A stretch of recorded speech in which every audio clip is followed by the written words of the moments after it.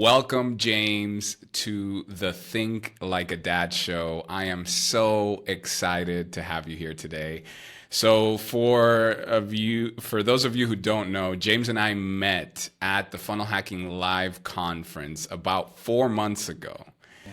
And we had a moment, several moments, but we had one specific moment where we first connected and talked about the God dreams, the dreams that are in our heart that were coming out in this convention, relating to the speakers, but at the same time being so vulnerable and thinking, can I really do this? Can I make this happen? And I think that's one of the reasons why we were there. It was to just follow through. And like in a lot of conventions and settings where you're high off the speakers and you're getting the feedback, but then the follow through, I think, is the biggest challenge. So what we were just talking about earlier, I love that we followed through on what we talked about, where you challenged me and told me, hey, you need to start this podcast. 4 months later, here we are. And I said, I want you on the show to talk about fatherhood and talk about this experience. So it is happening live in real time. And I'm so grateful because our relationship is just starting on that foundation. So thank you, James, and welcome. Yeah, thank you. Yeah, it was when we first met. Being in a situation like that, an environment like that, there's especially the first few days. There's so much emphasis on belief and breaking down false beliefs, and if you're open to it, it can be a really transformational experience, and you're there for that, and it should shake you up. And I was definitely shaken up a bit and more vulnerable. So when you and I met, it's like you asked me what I was doing, and I was like, boom, and you were like, oh yeah, well, boom. It was like immediately like I was in tears, and you were like, let's hug it out. I'm like, oh my God, let's do it, man. I loved it. It was Yeah, it so was great. good. It was so good. So for our audience, you are married to Alma, Yep. and you have a 10-year-old daughter, Ella. Yep. That's amazing. So for us to get to know you a little more, can you tell us your dad's story, your fatherhood story? Yeah. It's a bit interesting. I paused because I guess it's a little bit hard to say, but I'll just be vulnerable here. Alma came to me saying that she was ready to have a kid, and I was just kind of like, hmm, okay. You know, it wasn't, let's just say it wasn't at the top of my priority list at that moment. Yeah.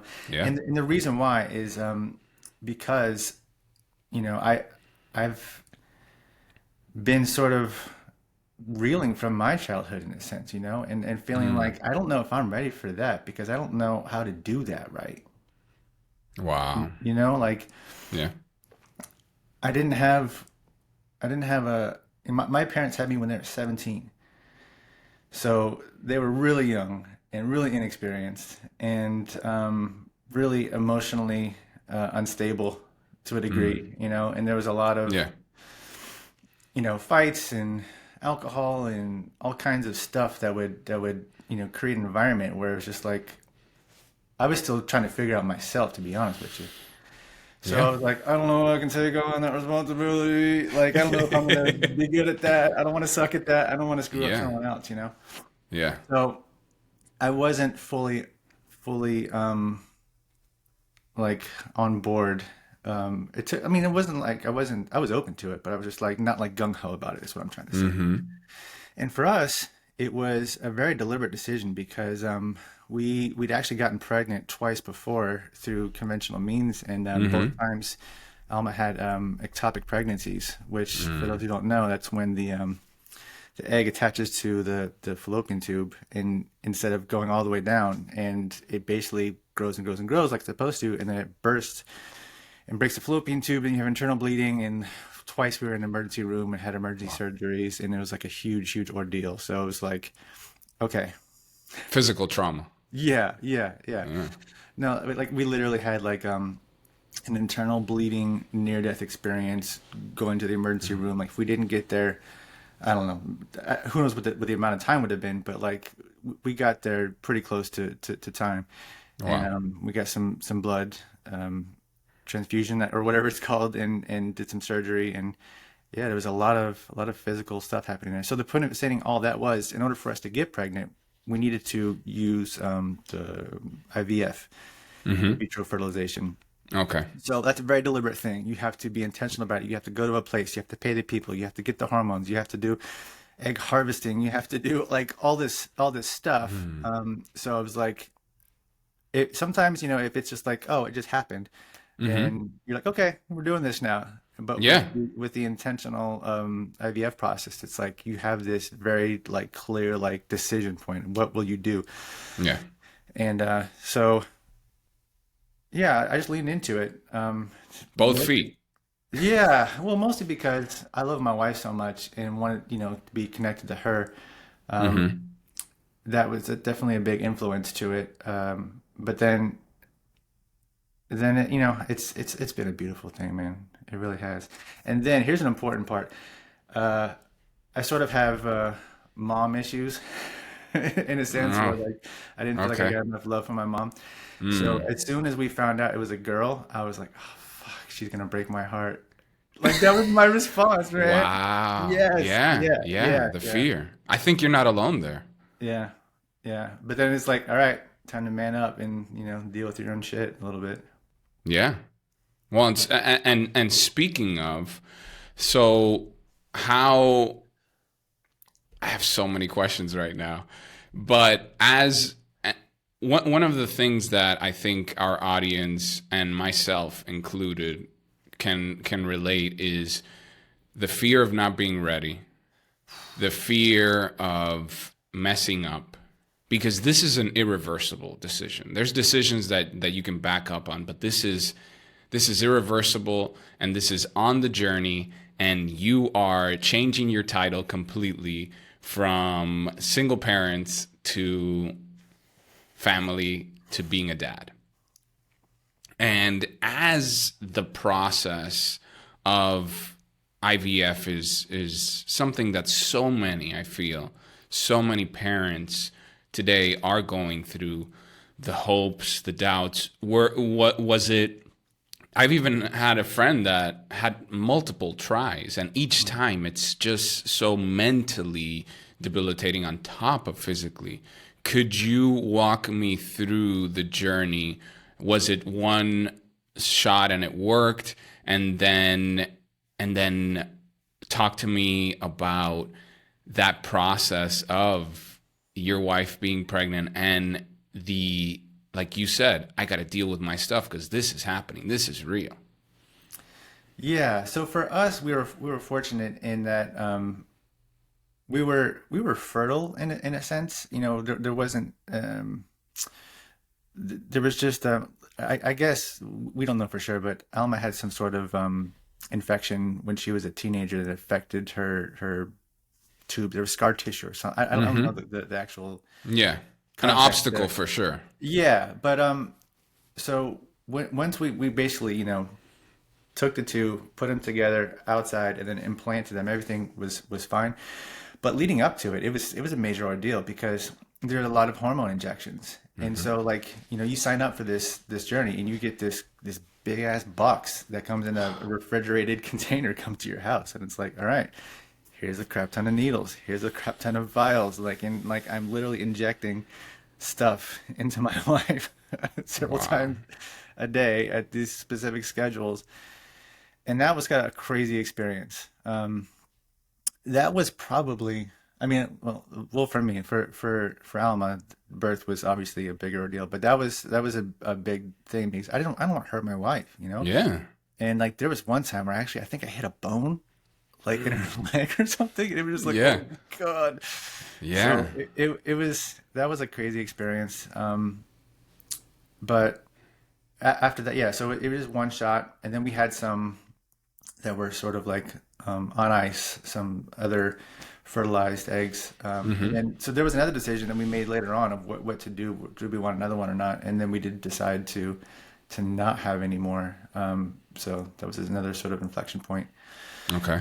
Um, but yeah, I think there's so much that goes into the preparation of like, you know, getting clothes, getting the room ready, getting all the gear. And, for me being a tech guy, I was like, okay, what kind of camera system am I going to get? What kind of monitoring system am I going to get?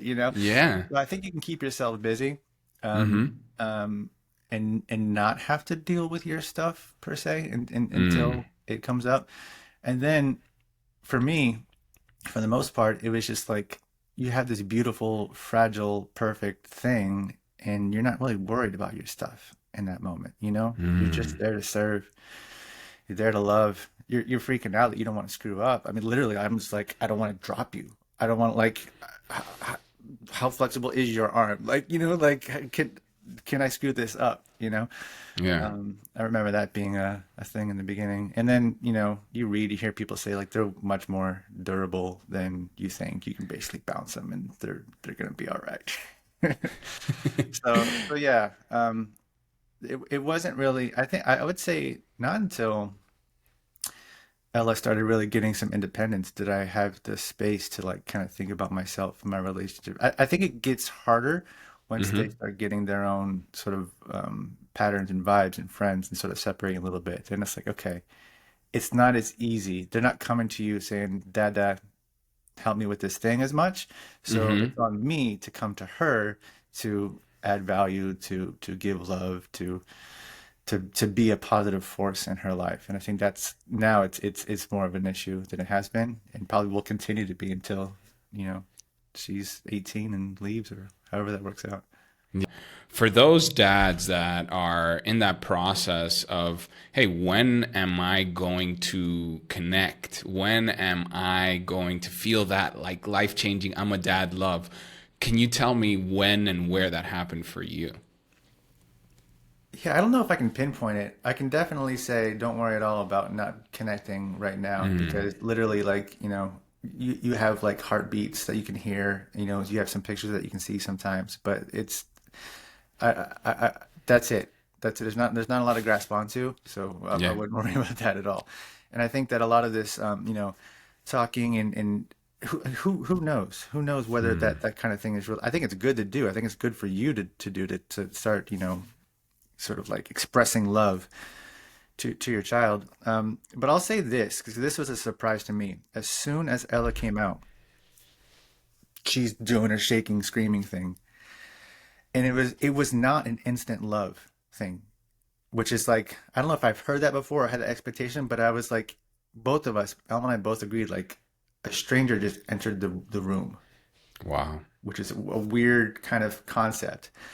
But it's our stranger, Yeah. and like it was it didn't take long for like literally like seconds for us to be like you're ours. But it was the kind of thing where I don't know, maybe I had some like sort of fairy tale notion of like love at first sight or something, and it wasn't that, and I was okay with that. It wasn't like disappointed or Mm. anything, but I thought it was just Yeah. an interesting note. And so like for anyone else who's listening, like if you have that experience, just know that some other guy also had that experience. But I think that it's just like you just see something is so helpless and Mm-hmm. literally needs everything done for them that like Wow. you start like it doesn't matter. I don't think it matters how cold you think you are or what you think you've got going on in your life. Like there's just an instant compassion that sort of overwhelms you and makes you want to take care of this thing, and immediately like not want to screw up, like that draw was real for me. Mm-hmm. Didn't want to screw up.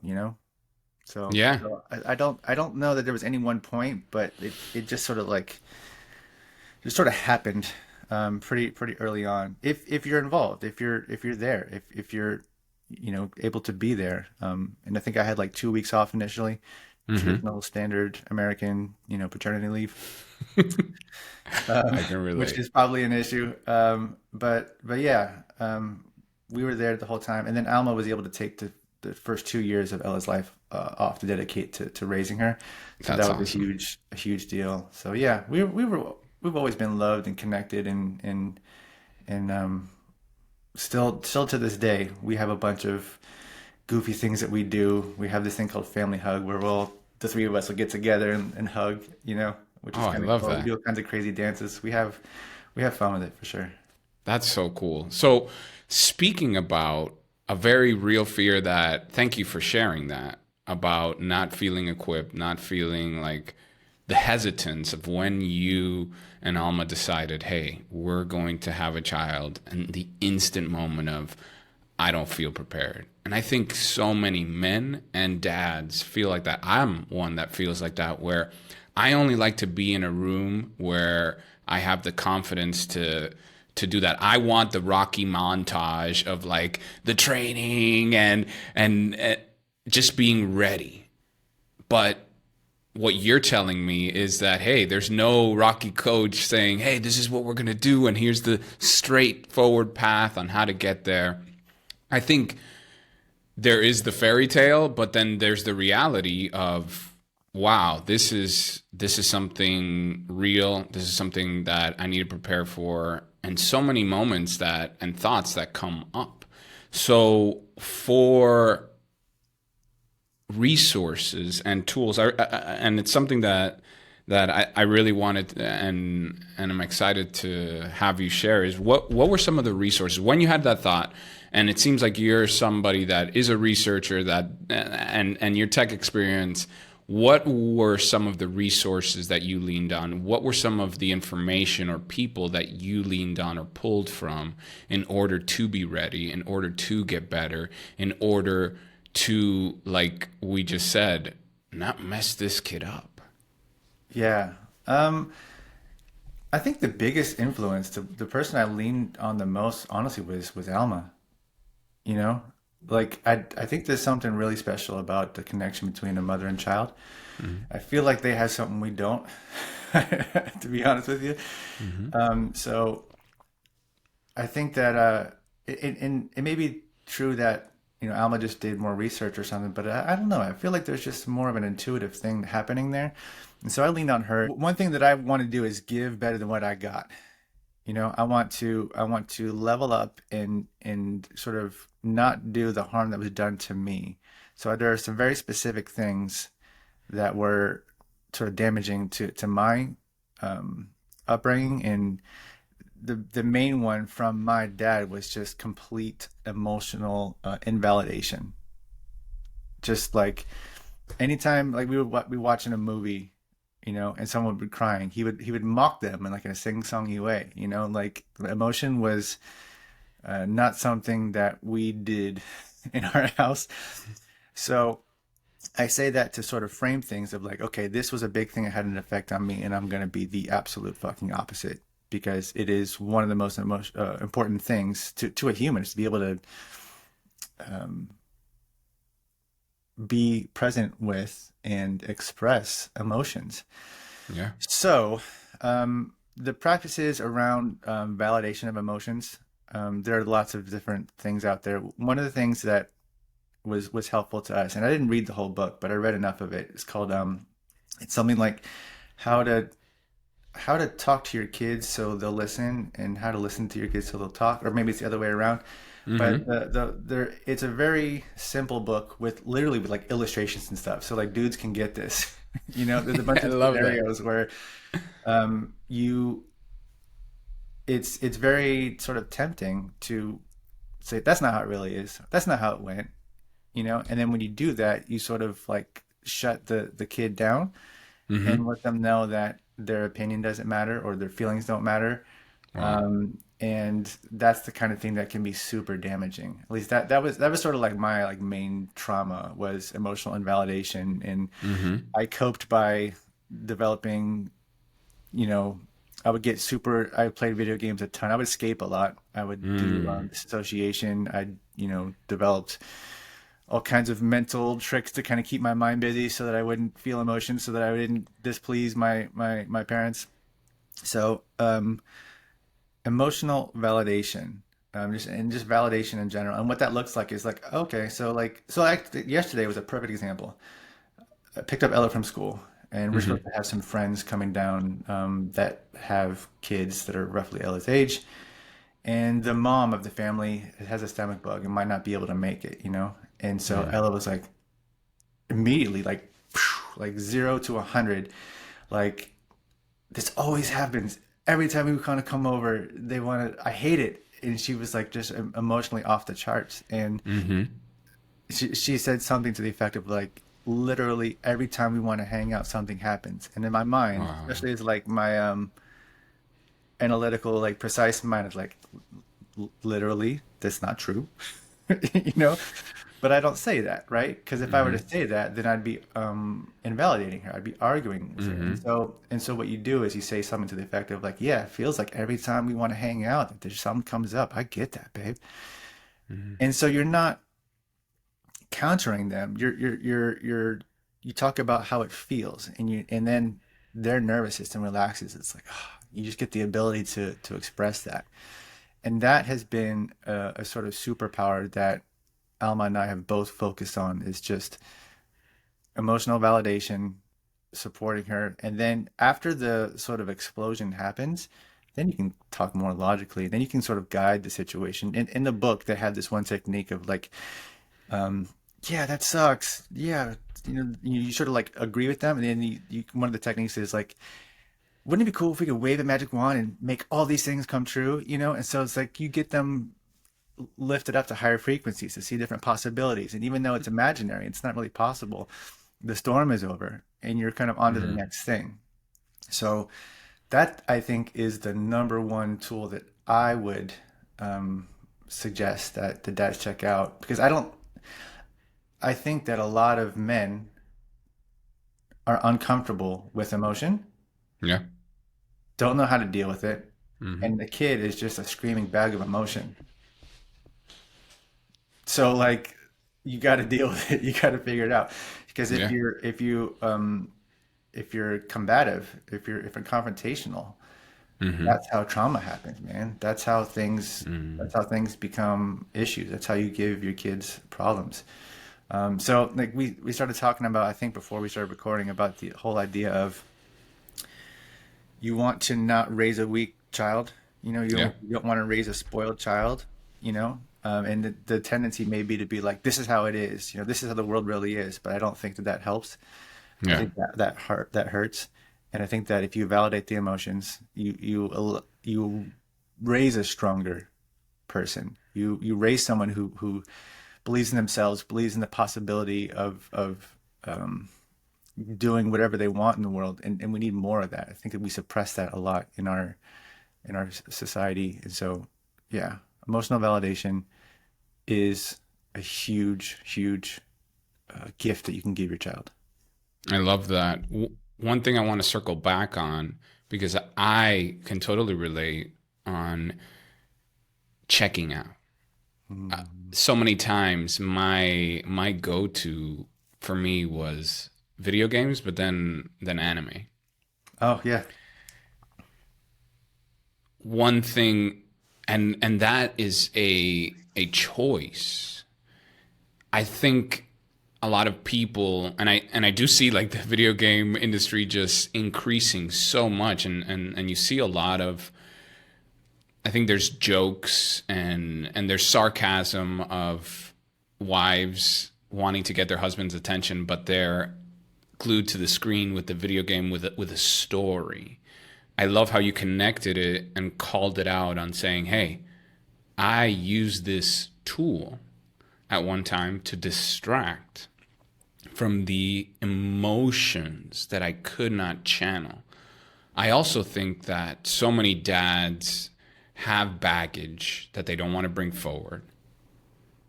But the reality is that there was a pattern taught.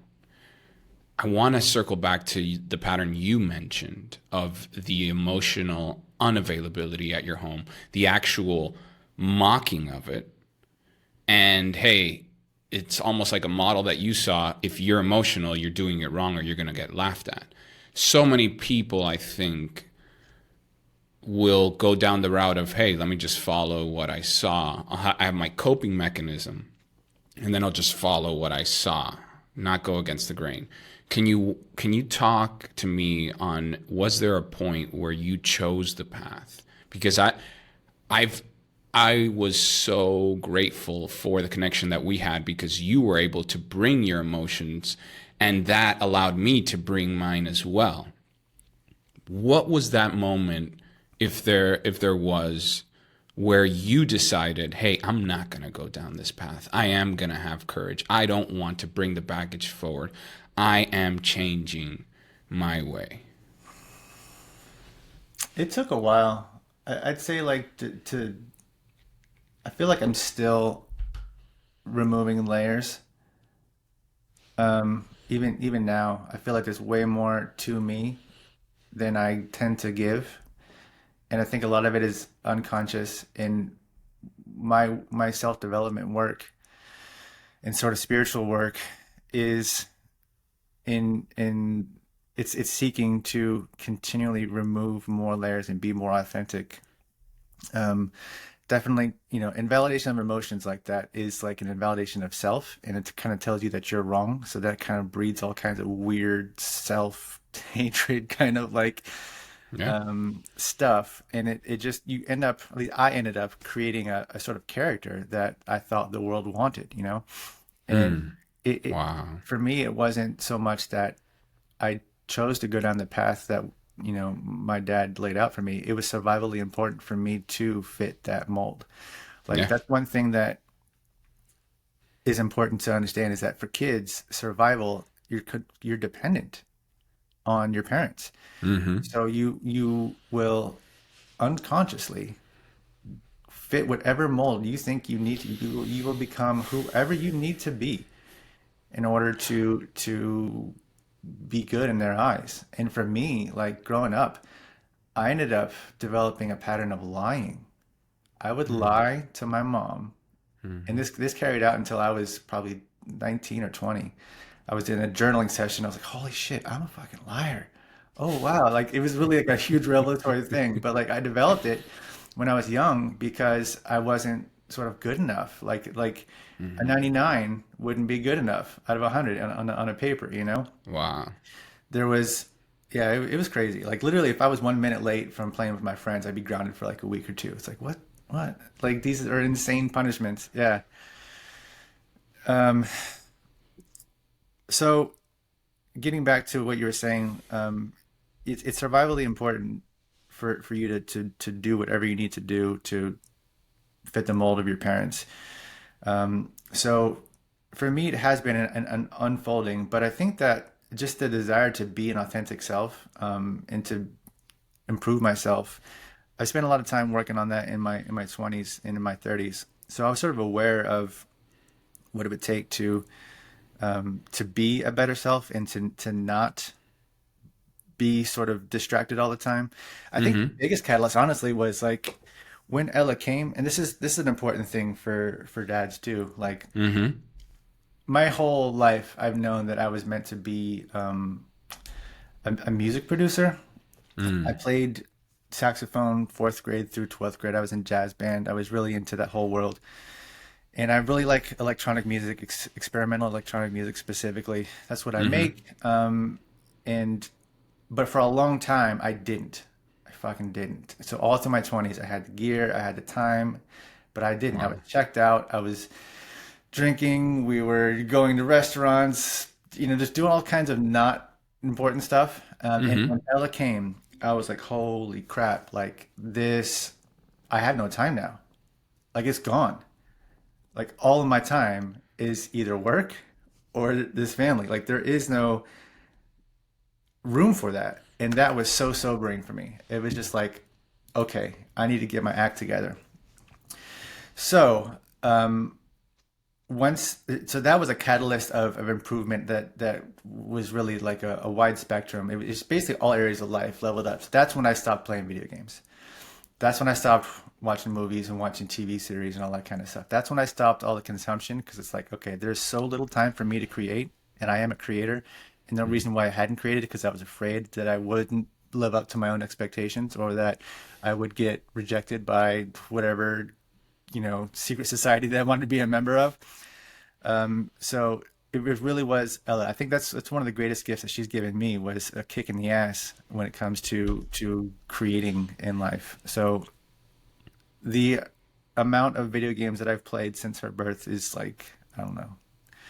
It's basically nothing, which is kind of a bummer because I love it, but it's like I want to do so many things in life.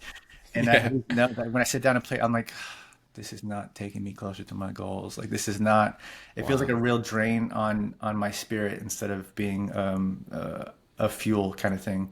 And I know that escapism, like I don't know, somehow in my mind that sort of activity gets tagged as like escapism, and I'm like, well, I'm not into that anymore. I did that for a long time, and I'm just not into that anymore. So I think her birth was the main catalyst for me sort of getting my act together in that sense. That's beautiful.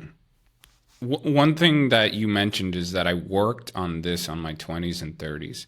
Did that happen in isolation with books? Did it happen with your wife calling it out? What were some of the things that you worked on in your 20s and 30s? And I know most of it came from Ella being born, but what were those? What did that look like to work on that? Initially, I got into it's a funny thing. I was at Target and I was in the book section, and this was like 1999, 2000. So like the internet was a thing. It wasn't like super early, but like I don't know. I was in the books more than I have been now. And I saw this book called "Wherever You Go, There You Are" by John Mm, Kabat-Zinn. I'm like, that sounds cool. So I picked it up, and it was basically he's sort of like the popularizer of mindfulness in the West in our era.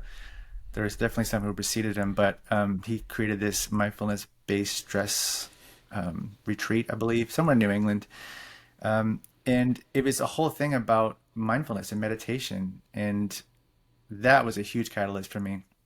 So that started me on the whole path because I consider myself Um, still to this day more so than I care to admit, but like I was probably present, actually focused, like less than 1% of my existence. Like literally like that much disassociation and sort of lack of depth. So that was really appealing to me. So I started with that. And then, I got into my 20s and I was this tech guy and like, climbing the ranks and getting these awards and all this stuff. And so the idea of productivity was a big deal for me. So I got mm, into this whole getting things done world. And that was a sort of working on myself. But I'd say the biggest catalyst was, I mean, Ella for sure, but at one point, Alma, she was like, she called me out so hard, man, because I was super negative. Like negativity was a definitely the soup I was immersed in my family. It's dark, sarcastic humor, like kind of biting, sort of like jabbing at each other, but there's love, but kind of, but it's weird. And that's what I was of in a sense. And it got to the point with Alma because she's like I picked her, I chose her because she's such a spark, she's such a positive influence, and part of me knew that I needed that in my life. But I was dragging wow. her down so much where we were driving. She's like, "Look, if you want to keep doing this, you can do this somewhere else, but you need to be more positive." And I was like, okay, I'm not losing my wife. For whatever reason, she was spoke so directly to me, and then I was open to it, and then I started getting into positivity and happiness and the science of it all because I've been biased towards science, so I tend to gravitate towards sort of like popular science, what they call it. It's like they'll do research, but there'll be a book talking about happiness or talking about gratitude or whatever. So I read a lot of those books. There's Hmm. also this whole institute in I think it's UC Berkeley called the Greater Good Science Center, and they have this Science of Happiness course that you can take for free. Hmm. So I did that, and was just really introduced to a whole bunch of like literally all negativity is well, first of all, we have a negativity bias as humans, where like negativity is like 5 times more strong as a positive thing, um, Hmm. and that's due to evolution. Yeah. And in order to you can literally rewire your brain through gratitude, and all that means is you're creating new neural connections in your mind. So like the ones that are sort of stronger, I really picture like a left and right thing. Like here are the ones that are sort of firing automatically, they're myelinated, it's easier for the electricity to flow, but then you got to create these new ones. You do this through like new habits, gratitude practice. Like so her calling me out really introduced me to a whole world of positivity and just sort of positive psychology in general. And we've been on that train for a long time. My wife was she got into coaching, initially health coaching, Mm-hmm. because she made a transformation in her body after Ella was born and wanted to help other women do the same thing. It's beautiful. Then she got in, she's like, okay, she's an achiever. She's like, okay, who's the best, biggest coach in the world? Tony Robbins. I'm going to work for Tony Robbins. Babe, fucking get it. All right. And that was a whole crazy experience. But his whole world is a very, I mean, it's not like, if you're ever curious about Tony Robbins, there's a Netflix documentary called I Am Not Your Guru, where he Mm-hmm. talks about like this isn't just like positive rah rah stuff, it's kind of dark at times and kind of weird, but the whole thing is like you have the ability to change your mind. You have the ability to Yeah. change your state and your emotions. And we essentially been riding that train ever since. And so the world that you and I connected with in marketing is sort of also in that umbrella of Mm-hmm. higher consciousness, positivity, belief. There's a big spiritual component in that community, which may or may Mm-hmm. not resonate with you, but it's positive stuff, and it's different than some of the other vibes that are out there that may be more money focused at the exclusion of integrity. Mm. So yeah, that those have been the sort of like points along the path that have gotten me to where I am, and it's still a work in progress. That's for damn sure, man. There are days when I'm just a numbed out, not very productive, not very useful member of society. And I think that's just how it is sometimes. But I'm aware of it. I'm aware of the patterns, and I'm developing new techniques to sort of break through that and to become present and useful. I really enjoy hearing that story because at least for me, and I think what I'm trying to do here is the bring light to the inside out journey.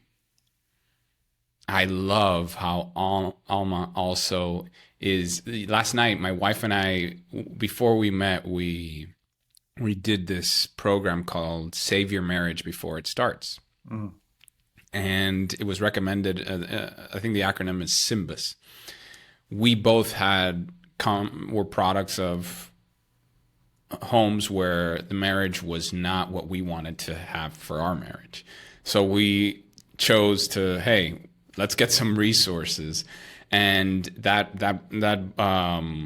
book also has like a devotional that you can do once a week. And the one we read last night was As Iron Sharpens Iron, which my spiritual background is Christianity and the Bible, and there's a specific verse that talks about as iron sharpens iron, so a person sharpens another. mm, I hear that and I love how you attribute the the the growth process instead of hey, it's me, it's actually the people around me. It doesn't happen in training in isolation and then getting into the fray, but in the journey, in the fray is where the sharpening is happening, where the growth is happening, and you being aware and listening. I mean, so many times there's a mechanism, I think, a protection mechanism, at least for me, when I hear something that is negative that I can totally relate to what you said about lying. I lied so much when I was young because I just wanted to be, I wanted, there was so much strife in my home that I just wanted to be the perfect son so that I wouldn't cause more problems. exactly. That you just nailed that. Yeah, yeah. I'm not a burden, not a problem. Don't y'all figure your shit out? Yeah, totally. Exactly. Yeah, I just want to survive. yeah. That's it. Thank you for talking about that. But it's so interesting that the outward manifestation of the growth, it's an inside out journey. Totally. So I love how that is connecting. One thing, and I know we're running close to time, but one thing I did want you to walk us through because sometimes there is so much on like, hey, and I thank you for being so vulnerable and talking about, hey, this isn't a straightforward journey. There's valleys, there's dips, there's hard things another point that you mentioned is that the growth happens in pain, the growth happens in friction, but the reaction is having the courage to not numb out, to not, but at the same time also, hey, I fail, I still numb out, I still go forward. It's a falling forward process. It's an obstacle. It's through the obstacle, not running away from it. Yep. So can you take us to a moment where you felt, which I think so many dads have fear, me included, is, man, where I'm going to mess up. So can you take me to a moment where you felt like you failed as a dad, and how did you overcome or work through that? Yeah, there's one specific thing that happened fairly recently, actually. So, I'm from Florida, from St. Pete, Florida, and I got into this whole world of art and technology, and I helped this company, Fairgrounds, build this crazy, cool, immersive art technology experience. Like I was their first employee, um, took on a lot of responsibility there, and just it was like a dream job in a sense, you know. And then we currently live in Asheville, North Carolina, and Nice. we vacationed up here at one point and decided, hey, we're going to move up here. So the housing market at the time is about 2 years ago. Like, oh, things are going up. We should probably sell and da da da. Da. So we ended up doing. Essentially, there were some outside circumstances that sort of forced us to make a decision to move. But in this thing I was building was not done yet.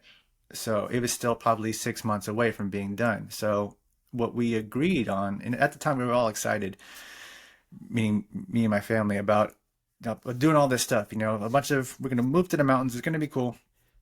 But essentially, it required, in order for me to, what I thought needed to happen was I needed to honor my intention, my to finish this project, Mm-hmm. but also keep my family moving forward and sort of seize this opportunity. So what I ended up doing was I moved the family up here and then would fly back and forth and go work for a couple of weeks and then come up here for a weekend, and then they would come down to St. Pete. And I didn't like, even though everyone was sort of on board with it initially, it ended up being pretty damaging, both to my marriage and to my relationship with Ella. And I didn't really get that. So it was like, best intentions, and we Mm-hmm. thought it was all good. But when I finally moved up here for real, there was a whole lot of resistance from Ella. She didn't want to be near me. She didn't want to talk to me. She would sort of lash out at me Wow. in a way that was unnatural, and I didn't get it. So what I think happened was, in her mind, I abandoned her, you know? And it was like a bitter pill to swallow because I thought, like I'm conscious of this stuff. We read about this, I thought I had Yeah. everything good. Like, we're talking, we're doing the FaceTime thing, and I thought it was all good, but it ended up not being good. It ended up being a pretty serious situation where I'm like, holy crap, I gotta dig myself out of this hole. So the way that I did that was just spending time with her, leveling up, being more present. Like everything that I support and agree with as a parent, just like multiplying that times 5 or 10, to just spend intentional time with her, just earn her trust over time. And it's the kind of thing where I'll never be away from her for a long period of time again. Like I've learned that now. Mm. But that was definitely the kind of thing where it was a mistake. If I had to redo it, I would find a way to just do more stuff remotely, but be here with my family, because that distance was significant and damaging. Thank you for that, because I think so many times, and I'm going to take that into consideration, because you're the second dad that I speak to on how travel through work, even though circumstantially it might make sense, the result or the unplanned result takes a hit, takes a toll. I also think that the ability to work remote has given at least some parents, especially I think dads, the ability to be more present and how you doubled down, how you talk about doubling down on that area and fighting through where, hey, my kid is not responding how I hope, but you took the courageous action, which I think many dads might not know how to be equipped, but you kind of are giving a roadmap on what it takes. And how long did that take to kind of restore or get back on track with Ella? I want dads to know the cost, right? The wisdom that you took from that it isn't instant, like, oh, well, a weekend and it was good. No, it wasn't a weekend. And I came to that doubling down sort of tack, but initially, like, I was sort of like, "The fuck, kid." Like I was hurt a little bit, if I'm being honest. But it was the kind of thing where we have this bias in our family towards love. Hmm. So that was the obvious answer after I had my initial sort of like, response to the rejection, really. But yeah, it took months. I'd say Oh. almost a year in order for it to get really where it needed to be. I feel like we're a lot more comfortable now. Like literally, so the symptoms were like I told you a little bit, but Hmm. if I were to go touch her, she'd pull away. It was like a physical like rejection of like, no, you don't get to touch me, you don't get to love me. So when what you want to do is love your child, and your child is not receptive to your love, um, it just becomes a priority. It's like this has got to be a thing, and like, um, yeah. So it took a long time, but it's the kind of thing where it's like a good kind of humbling. It's like, all right, thank Hmm. you, thank you for this lesson, uh, and just stay at it, man. Like when in doubt, just go with love. Mm. That's like the best advice I can give. Even if you don't know what love is, take whatever your version of love is and give that. What, and one more thing about that, because I know that obviously it didn't happen in isolation. What did the conversations with Alma look like on your witnessing of it, It, and at the same time, kind of being in the doghouse with like, hey, I'm challenged by the situation. I didn't know it was going to result on this. I messed up. And you also have your wife that, like you mentioned, it affected my marriage and my relationship with my child.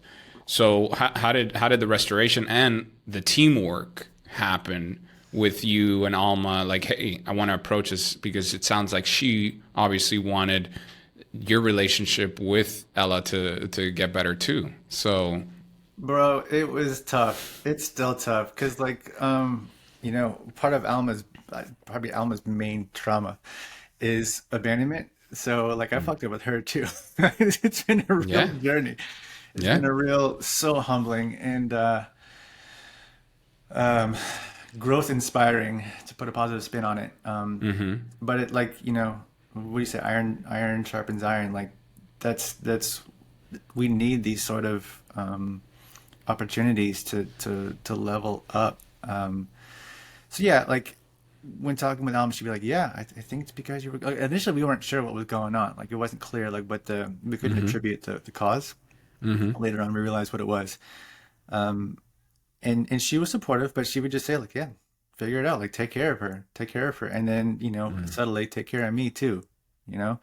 So it was a whole lot of restoration, and what that looked like was initially just like literally caretaking. Like this is a thing that we do. Like we sort of bonded. One of the ways we got reintroduced was through movie nights at home.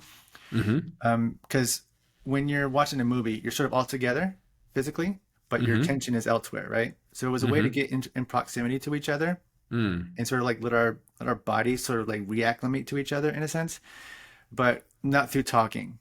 So like for me, especially as someone who identifies as an introvert, that's like a real sort of like ninja hack to be able to bring bring bring yourselves closer together. So we would do that, and then like, you know, I'm the only like male. Like we have a female dog, female cat. I got my wife, I got my daughter. So I'm the only dude figure here. So like Mm-hmm. like All kinds of things, but like I would do with makeup, or with Ella, I would let her put makeup on me and dress me up, like, and like with both of them when we would be watching movies, I would like put lotion on their feet. It's sort of like Mm. a pampering, caretaking thing, and it became a real fun thing where it's like, Daddy, need my feet lotion. I'm like, all right, here I come. To go. It was a way for me to get back into their hearts, essentially. So I found ways to get back into their hearts through service. Um, and it took a while. It definitely took a while, but I'm grateful to be at the point where I am now, where I feel like things are stronger than they were before. So it's a real positive thing. That's beautiful. One last question I wanted to ask, because I know that you mentioned transitioning over from being an employee to full time, having your own business. It sounds to me, and I believe that that happened during and while you're raising your child, and it's so easy, at least for me, to lean back on the safety of a job.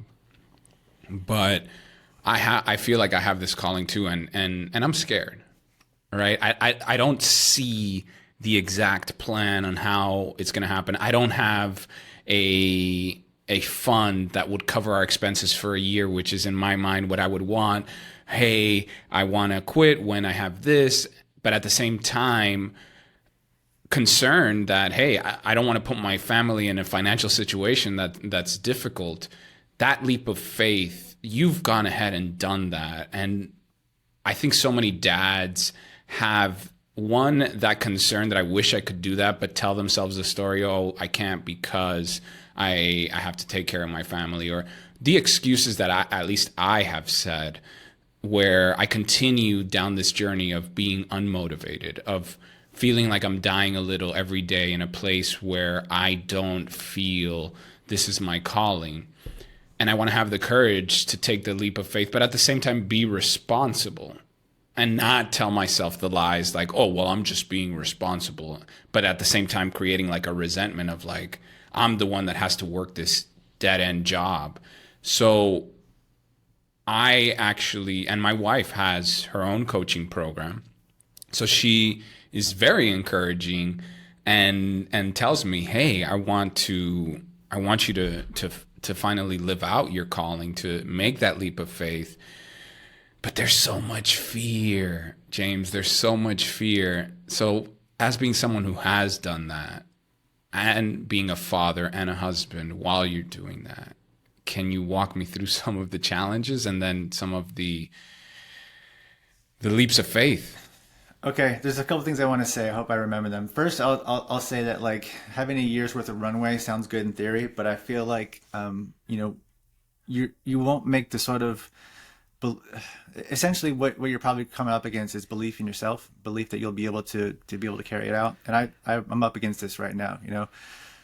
Yes, I've taken a leap of faith, and yes, I've gotten clients, and yes, I've served them, and have had success. But I still have this like, am I really doing this? Am I really good enough? Am I really going to be able to consistently bring in the amount of money that I need to succeed? And I'm still dipping into savings like every month, so it's like it's not there yet. But I'm saying that to say that like I think that the amount of like growth that you will need, um, sort of like what we talked about before, like you sort of need to be in it and find new ways to jump up to those new levels. And I think that the financial pressure is a great way to do that. It can also be like super crazy, like debilitating. So there's no clear path. There really isn't. And I've done this, yes, and I'm doing this, but it was not during the first year of my child's existence. That is a really big, important time. So I would not recommend or dissuade you to do anything. I don't want that on my shoulders, man. Because like the thing is, like I described to you before, like especially the first like 2 to 3 years, like I felt like there was no time for anything um, outside of work and family. And when you're an entrepreneur, especially if you're like working from home, like the boundary between work and home doesn't exist, right? So like Mm-hmm. you may feel pressure to 7 o'clock at night, 8 o'clock at night continue to bring this thing to life, where that's when it's bedtime and or time with your wife. And so I think it's a real again, it's a spectrum of possibilities, and there's no clear path to it. I think that, doing what you're doing, where you're building something here and you've got this going here, is probably the best way to go. 'Cause that way you'll sort of like you'll never know. You'll never be like, oh, this is Hmm. definitely the time. But at least you'll have, as you see things progressing, as you see traction, as you see things coming up, it's like there will probably be a switch in your gut where it's like, all right, it's time. But I definitely wouldn't do it until you get through the first few months of your child's existence for sure. Thank you. Thank you for that.